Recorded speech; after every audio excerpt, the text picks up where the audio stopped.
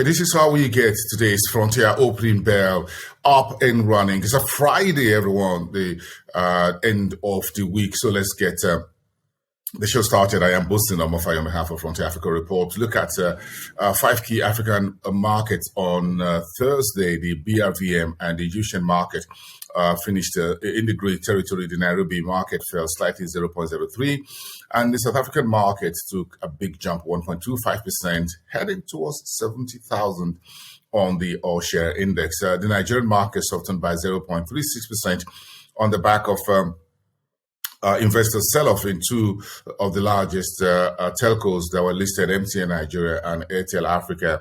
Investors taking back some profits after the initial uptick in their share price since Monday on the back of the financial regulator, the central bank, issuing payment service bank licenses to those two telcos. Okay, you can see East Africa coming through with the headlines, with Kenya exploring the use of central bank digital currency, just as Nigeria floated a few weeks ago to settle cross-border payments. What Kenya is looking at is to use digital currency, which will be issued in Kenya, and that will be used for payments, cross-border payments between East African community, Tanzania, Uganda, Rwanda, and a few other countries. That is being considered right now. Let's see how the central bank in Kenya will fix that up. Then you've got Kenya's second quarter GDP, a very good economic data yesterday, 10.1% in the second quarter of this year, and thus taking away the 4.7% GDP contraction, which East Africa's largest economy recorded in the same period of a year ago. This is Kenya shaking off the shackles of COVID-19 pandemic contraction last year and now reporting a double-digit GDP growth for the second quarter ended June 2021. And KenGen is assessed as completed the drilling of Ethiopia's deepest geothermal well. It was a contractual project which Ethiopia contracted KenGen to help Ethiopia conduct. That geothermal well is to support Ethiopia's drive for energy sustainability. And on Thursday, Rwanda's central bank kept the country's headline repo rate or interest rate unchanged at 4.5%, wrapping up the interest rate monetary policy outlook for the year 2021. And Vodacom of Tanzania has been ordered to pay 3 billion shillings to the Revenue Authority in a bit of outstanding tax there for the telco operator.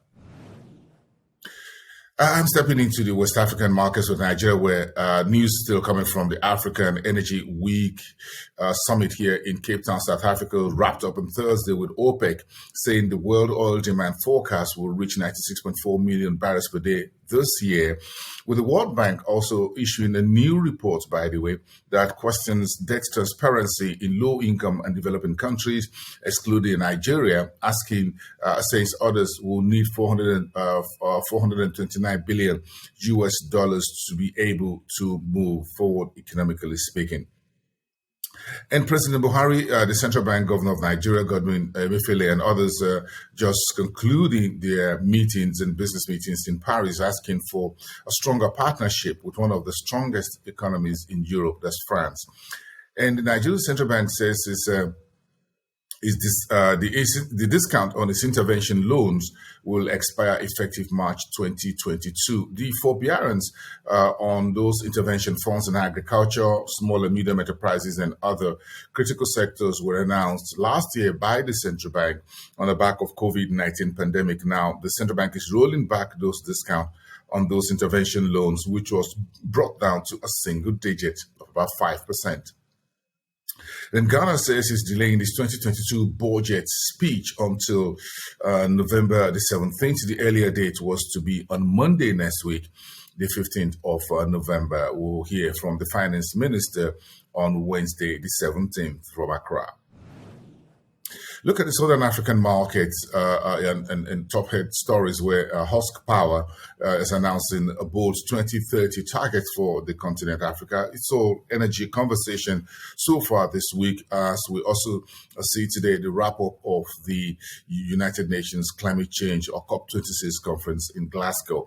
The South Africa's Treasury yesterday announces a meat budget at about 7.8% of GDP. Gross debt is forecast at 78.1% of the GDP by the year 2025 and 2026.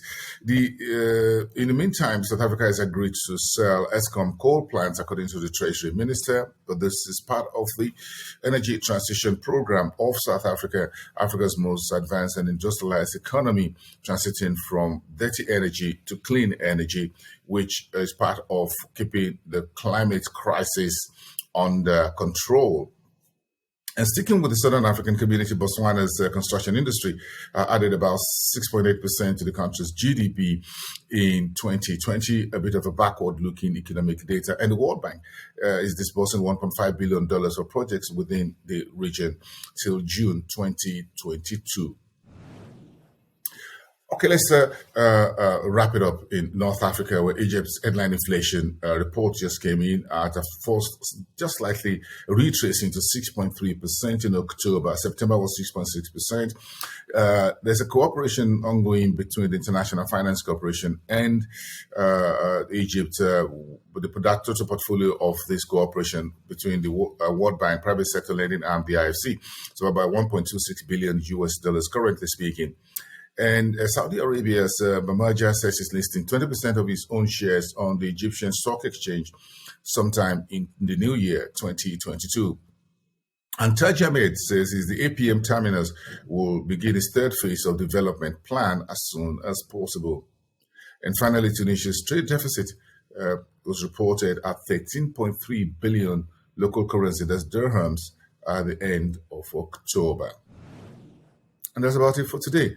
On Frontier Opening Bell, I am Boason Omofaye in Cape Town, South Africa. I'll see you next week.